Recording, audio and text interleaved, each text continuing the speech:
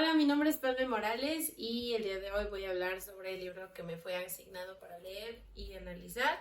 que es Un matemático lee el periódico. En inglés es A Mathematician Reads the Newspaper y fue publicado en 1995 por John Allen Paulos. John Allen Paulos es un matemático que tiene alrededor de 7 libros, pero este es uno de sus libros más reconocidos. Y lo que él hace en este libro es explicar los enfoques de las ciencias sociales a partir de las matemáticas. Y lo hace explicando o analizando un periódico imaginario, que es la forma en la que está estructurado el libro, dividido en 5 secciones. Esto del periódico él lo hace precisamente como para fusionar las matemáticas con las ciencias sociales, con el enfoque más, menos de los números. Y él explica que lo hizo de esta manera para que el lector pudiera leer la sección que quisiera como si fuera un periódico. Cuenta con 5 secciones, como ya lo comenté. La primera habla sobre política, economía y temas sobre política, otra vez. El segundo habla sobre temas locales y sociales. La tercera sección habla sobre medio ambiente y después habla también sobre ciencia y termina con alimentación y una parte de necrologías. Y cada sección tiene en un promedio de 10 a 12 apartados, entre los cuales cada uno inicia con un titular como si fuera una noticia de periódico. Los titulares más adelante lo voy a comentar, pero son títulos que el autor se inventó, o sea, ninguno corresponde a ninguna nota existente en específico, y después está un pequeño subtítulo que es el que describe de lo que trata la noticia o la unidad en específico. Como lo comenté, la primera sección habla sobre política, sobre economía, sobre votos y todas estas cuestiones más, de esta índole. Y de esta sección me gustaría rescatar la parte que más llamó mi atención, que es cuando el autor habla sobre la teoría del caos, donde menciona hace referencia a otra teoría que es de un físico que se llama Edward Lorenz, que dice que nuestras decisiones, por más pequeñas que sean, pueden tener consecuencias gigantescas en nuestro futuro y pueden repercutir en nuestro futuro. Y pues esta es una de las cosas que más llamó mi atención, de los títulos que más llamó mi atención en este apartado, porque pues recientemente vi la película de El efecto mariposa. Entonces la coincidencia de que haya sido reciente y que me haya tocado leer este libro en el que se menciona, para mí resultó un poco sorprendente, porque no era algo que esperaba encontrar en el libro. En esta sección también encontré cosas como el índice de Van Saff y teoremas y teorías que realmente no entendí. Puedo decir que esta fue la sección que más me costó entender y fue la que hizo mi lectura un poco más tediosa, porque pues hablaba 100% de política y yo no sabía qué era lo que estaba leyendo porque no lo estaba entendiendo, porque al ser como el enfoque de las matemáticas a las ciencias sociales y que utilizara herramientas propias de las matemáticas para explicar las ciencias sociales,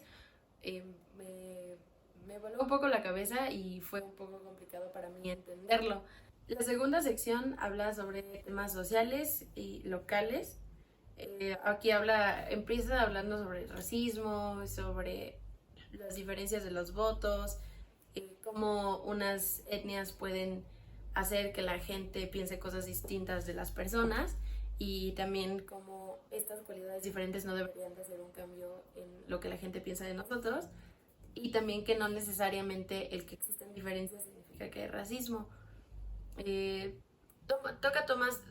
temas de este tipo más sociales, e incluso hay una parte en la que menciona que la importancia que es que nosotros como científicos sociales incluyamos las matemáticas en nuestro estudio, para que no sea solo un enfoque que sea cualitativo, sino que también podamos verlo de forma completa, también con los números e incorporarlos y poder analizarlos desde ambos puntos porque se complementan. O sea, no se puede ver la cualidad sin pensar en una cantidad y viceversa. También hay una parte que aquí llamó mi atención que habla sobre la moda, donde dice que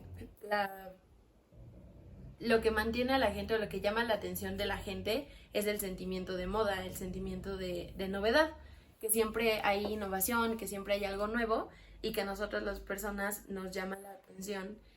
que, bueno, cuando algo se sale de lo común, o sea, las rarezas y las extrañezas o las cosas extraordinarias son las que llaman nuestra atención. Y eso lo explica a partir de la curva de la S, que es la curva logística, que es otra parte que tampoco entendí porque no entendía mucho cómo explicaba las tendencias o las tendencias a las novedades. La tercera sección de este libro habla sobre estilos de vida, noticias ligeras y confusiones. De esta parte creo que también hubo muchas cosas que me confundieron un poco, pero quiero retomar dos, que fueron la de la fórmula para ser famoso, que me hizo un poco de ruido y me pareció un poco divertida, ya que pues creo que siempre nos han dicho que no hay fórmulas para hacerse famoso, pero el autor comenta que hay una serie de factores comunes que comparten muchas personas famosas, como el hecho de que empiezan por buscar a personas desconocidas, a personas con cualidades que sean llamativas para los demás,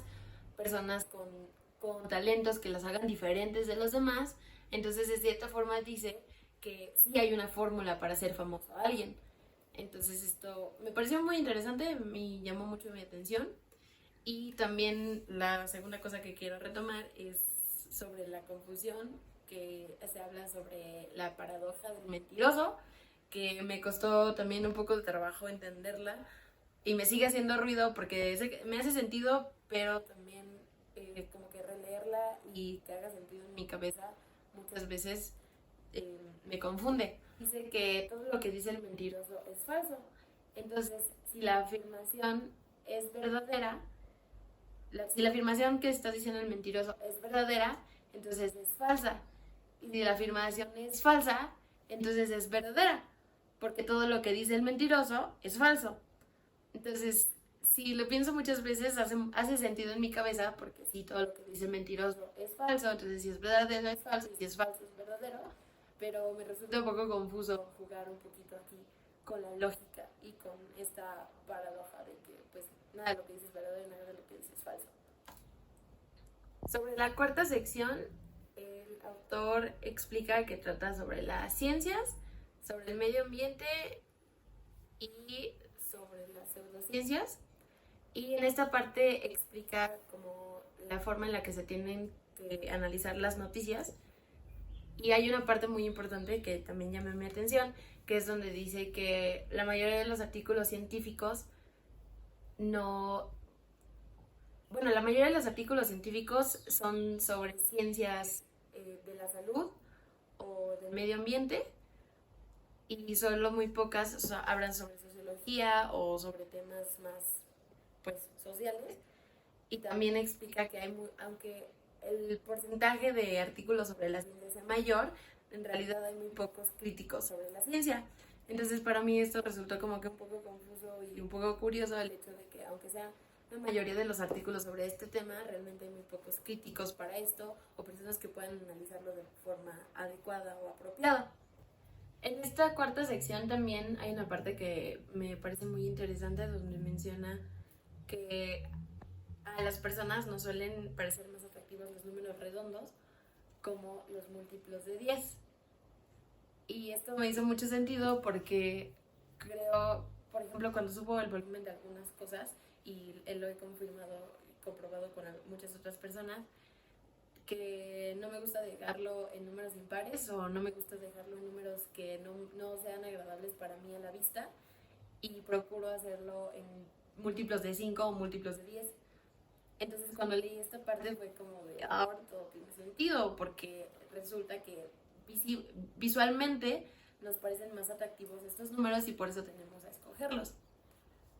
Por último, en la quinta sección habla sobre temas como alimentación, deportes y cosas un poquito más banales, precisamente para explicar que los periódicos pueden tocar tanto temas profundos como temas superficiales y que pues era como que opción o decisión del lector qué tanto quería andar en estos temas y sobre qué temas quería leer. Por ejemplo, la última noticia o la última unidad de la que hablan en la quinta sección es sobre las necrologías que hablan sobre la muerte y dice algo que también me pareció muy interesante y muy llamativo, que el difunto no es tan importante por cómo muere, o sea que al final su muerte es lo más irrelevante de su vida. Y creo que esta es una de las cosas con las que yo me quedo del libro, que no es tan importante cómo termine nuestra vida o de qué manera